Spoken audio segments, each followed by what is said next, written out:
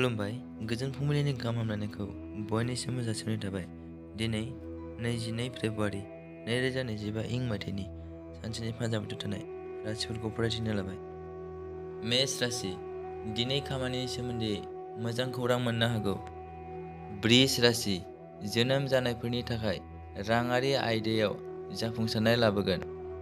मिथुन राशि, सम्पथिया दिनै थागिबि सुबुंनि थाखाय साबजाथाव जागोन। कर्कट राशि, सुबुंफोरा दिनै फालांगियाव मुलाम्फानि जाथावना थागोन।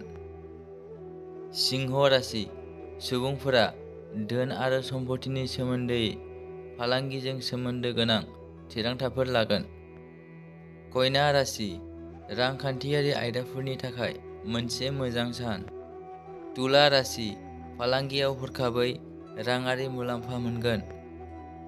वृश्चिक राशि, गावसोरनि राङारि थासारिनि सोमोन्दै सानखांथि बानायनो हागौ। धनु राशि, सुबुंफोरा जेबो राङारि लेनदेन एबा रांखान्थियारि लेनदेनफोराव बाहागो लानो नाङा। मकर राशि, धोन आरो सम्पथिखौ रंजानो हागोन आरो गोबां सुबुंफोरा हा, बिल्डिंफोर आरो धोन सम्पथिफोराव गोजोननाय मोनगोन। कुम्भ राशि, दिनैनि साननि थाखाय राङारि मुलाम्फानि सान। मीन राशि, दिनै रां मोनगोन मोजां सान।